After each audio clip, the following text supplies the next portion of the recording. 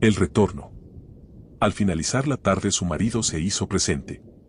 Como siempre hacía al llegar de trabajar, desenganchó su machete del costado de su cintura, desamarró la saca que colgaba de su hombro y se quedó allí parado en la entrada de la puerta sonriéndole a su mujer. Y Berenice se paralizó sorprendida. Cuando por fin se llenó de temor, huyó de él. Fue a esconderse en su cuarto. Pero su marido la siguió, ingresó al cuarto, se sentó sobre la cama y tranquilamente observó cómo su mujer, temerosa, trataba de esconderse. Él había pasado por entre las paredes y había ocupado su lugar favorito de la cama. Berenice estaba aterrada.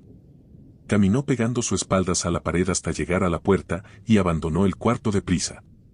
Tomó el rosario que colgaba del cuello de la Virgencita y tomándolo fuertemente con sus manos rezó por el alma de su marido. Le pidió a Dios que lo saque de la casa, que le permita por fin descansar en paz. Pero su marido apareció detrás de ella.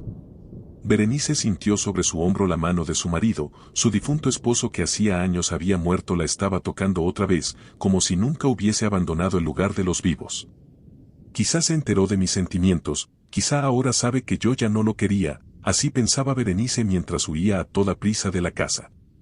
Intentó poner un pie fuera del terreno, pero fue de vuelta hacia adentro por una especie de pared invisible. Caminó por los alrededores del terreno, tocó con sus manos, descubrió que todo estaba cerrado, no podía abandonar el lugar, lo intentó varias veces, pero aquella pared invisible no la dejaba escapar. Su marido llegó a su lado y con sus manos hizo lo mismo que ella, le mostró que él tampoco podía abandonar el lugar. Por fin Berenice se llenó de valor, dejó de correr, le habló a su marido directamente. ¿Qué me vas a hacer?, le preguntó. Su marido le señaló su corazón. Intentaba tocar a Berenice, pero su mano en vez de detenerse en ella, le atravesó el cuerpo. Al ver esto Berenice se asustó y volvió corriendo a la casa. Al mirar a su esposo por la ventana, quizá porque algún recuerdo de ambos se le atravesó por la cabeza sintió pena. Era evidente que su esposo aún la amaba, tal vez por eso estaba de regreso. Y quizá él había regresado para despedirse. Sin saber qué hacer bebió algo de agua, estaba tan sedienta y asustada. Aunque no como antes, pues su esposo parecía inofensivo. Berenice comenzó a llamarlo a gritos. Al ver esto su esposo se acercó a la casa, se sentó en la mesa de la cocina y sacó su sombrero. Él había sido un buen hombre, aunque al final las cosas habían cambiado tanto y Berenice ya no lo amaba, sin embargo ellos alguna vez se amaron con todo su corazón. Quizá fue una falta de respeto descolgar las fotos de él de las paredes de la casa, pensó Berenice. La única foto que se conservaba de ambos era la foto de su boda que estaba encima de la chimenea. Ese fue el día más feliz de sus vidas, según le había dicho ella.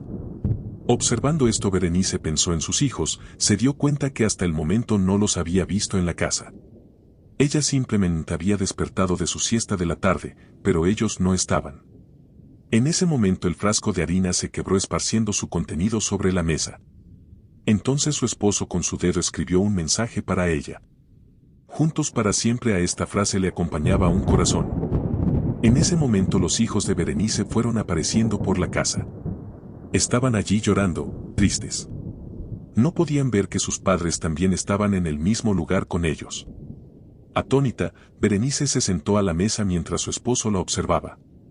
Su hija mayor se acercó a recoger los trozos de vidrio. Mamá adoraba este frasco, dijo en voz alta. Minutos después sus hijos entre lágrimas sacaron el cuerpo de Berenice envuelto en sus sábanas. Sobre su cadáver, la foto de su boda. Abandonaron la casa con el cuerpo de su madre, rumbo a la morgue. Y Berenice quedó allí, junto al verdadero amor de su vida, su esposo que tanto la quería aún después de haber muerto. Ambos se fundieron en un abrazo, y se fueron convirtiendo en las sombras que habitarían por siempre la casa. Ramsés VII.